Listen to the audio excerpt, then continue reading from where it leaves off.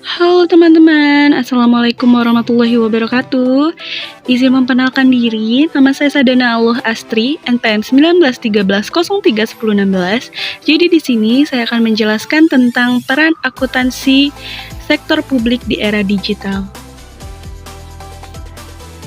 Baiklah, yang pertama saya akan menjelaskan tentang pengertian akuntansi sektor publik. Jadi, pengertian akuntansi untuk sektor publik adalah suatu proses pengumpulan, pengklasifikasian, analisis, dan pembuatan laporan pengelolaan keuangan dalam lembaga publik. Laporan pengelolaan keuangan ini nantinya digunakan lembaga publik untuk memberikan informasi keuangan pada pihak yang membutuhkan. Intinya, laporan pengelolaan keuangan ini sangat membantu saat adanya pengambilan keputusan. Lalu yang kedua ada tujuan akuntansi untuk sektor publik. Berdasarkan American Accounting Association, tujuan utama akuntansi untuk sektor publik adalah untuk memberikan informasi dan laporan pengelolaan keuangan.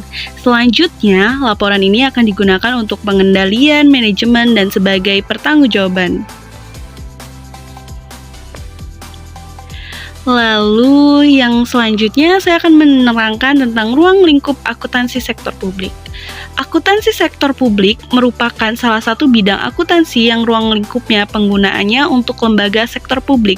Lembaga publik yang dimaksud adalah lembaga tinggi pemerintahan negara beserta departemen di bawah naungannya. Bukan hanya itu, pemerintah daerah, berbagai yayasan, partai politik, dan organi non-profit juga menjadi ruang lingkup akuntansi sektor publik. Lalu selanjutnya ada peranan akuntansi sektor publik. Yang pertama ada peranan strategis. Pada tahap perencanaan strategis, manajer membuat perencanaan dan alternatif program untuk mendukung strategi organisasi agar berjalan dengan efektif. Akuntansi manajemen memberikan peran dalam menyediakan data dan informasi seperti cost of activity dan cost program. Perencanaan dimulai dari perencanaan strategis sampai pengendalian berupa tax control. Yang kedua, memberikan informasi biaya.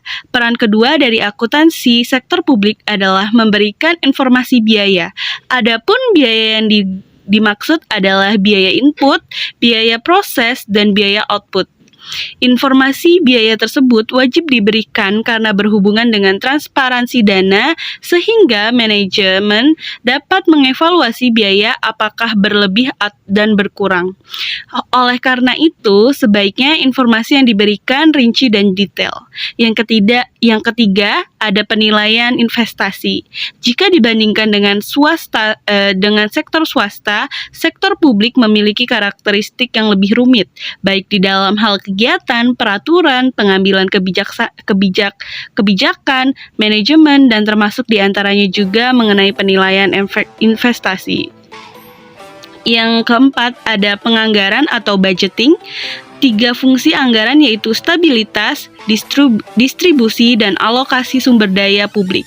Akuntansi manajemen sektor publik berperan memberikan fasilitas untuk menciptakan anggaran yang efektif dan efisien dan tentu saja sesuai dengan 3 fungsi anggaran. Peran akuntansi manajemen adalah menjadi alat untuk melakukan pengalokasian dan penindistribusian sumber dana publik kepada masyarakat secara tepat, adil, dan efisien. Lalu pentingnya sektor publik. Dapat dikatakan akuntansi sektor publik bermaksud memberikan transparansi kepada publik agar hak-hak publik terpenuhi. Contohnya, lembaga pemerintah daerah dan pusat maupun lembaga bukan pemerintah, selain itu rumah sakit, serta lembaga pendidikan juga biasa menggunakan akuntansi yang satu ini. Lalu selanjutnya ada peranan akuntansi sektor publik di era digital. Akuntansi dan digital ibarat sebagai uang yang tidak dapat dilepaskan karena para akuntan butuh IT untuk mengupdate data dan informasi. Sementara itu, IT membutuhkan akuntan untuk membahas proses akuntansi dalam dunia sistem.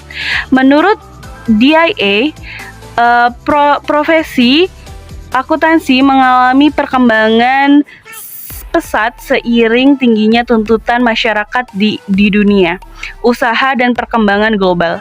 Sebagai profesionalitas di bidang akuntansi, seorang sarjana akuntansi dapat mengembangkan karirnya sebagai pengusaha atau sebagai akuntan profesional seperti akuntan publik, akuntan intern, akuntan pemerintah, dan akuntan pendidik.